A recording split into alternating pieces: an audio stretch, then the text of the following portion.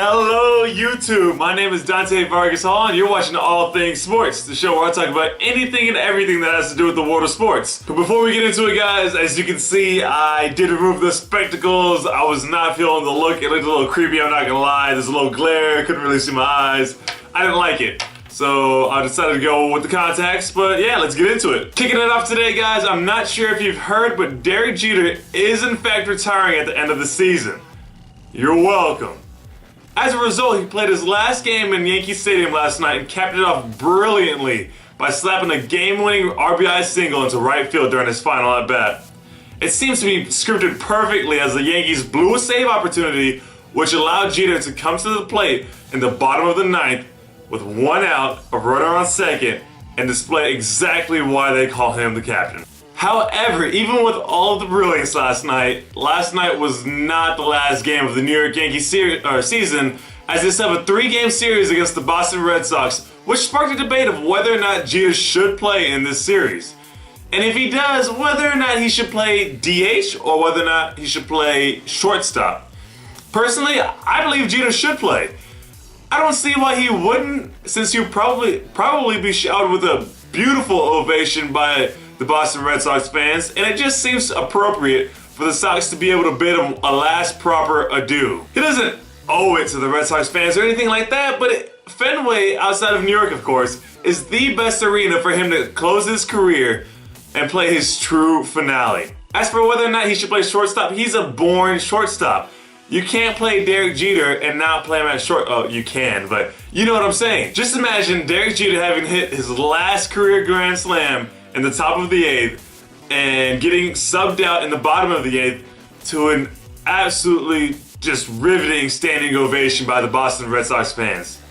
Ooh, chills. But going from one future Hall of Famer to another, next up guys, I want to talk about Russell Wilson and the Seattle Seahawks. Do the Seahawks have what it takes to repeat? And I'm going to be honest, I don't know. On one hand, you have a team that returned most of the guys from the championship roster. On the other hand, the hunger for winning may have been satisfied with that Super Bowl victory. They are seemingly invincible in Seattle, but looked incredibly mortal while facing San Diego on the road. And you can't play the Super Bowl at CenturyLink Field. I'm sorry, it's not happening. Even more confusing, while the offense improves, the defense has definitely declined a little bit. Not too much, but just a slight bit, as they were sliced up by Denver in the 4th quarter, allowing them to tie the game up late, forcing the game into overtime. Really, only time will tell, but if I had to put money on it, I would bet that Seattle would be the first team to repeat, since the Patriots did it in the 2003-2004 campaigns. Alright guys, I opened the day up with baseball, so I want to retire the day with baseball. You see what I did there? Anyways, Clayton Kershaw capped off his season 2 nights ago, allowing 1 earned run in a 9-1 victory over the Giants to clinch the NL West title. But the most impressive stat is that the clear NL Cy Young favorite hit his first triple as well. He will most likely finish the year leading the NL in wins 21, complete games 6, ERA 1.77, WHIP 0.86, Ks per 9 innings 10.85, and WAR 7.7. That's a mouthful. As a result of all of those ludicrous stats, people have started tossing his name into the MVP discussion, which is absolutely absurdly the right thing to do. From an unequivocally unbiased opinion, how could you not put his name in for the MVP?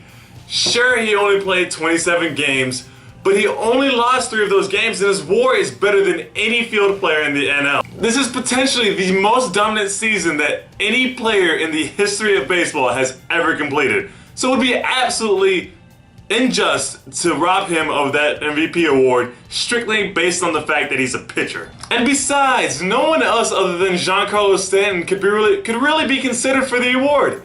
However, we can eliminate Stanton from contention due to the fact that his team will be soaking up the Rays in South Beach during the month of October. Looking at each player from a fair and neutral point of view, you can only come to one conclusion.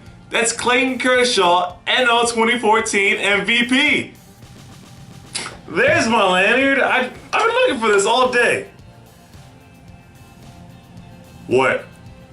I'm impartial, bro. Calm down. Jeez. But that about wraps it up for today, guys. Thanks for watching. Go ahead and leave a like, comment, or subscribe if you feel the need to. And I'm out. Peace. What's up, Dad? The Dodgers game's on? But I'm impartial.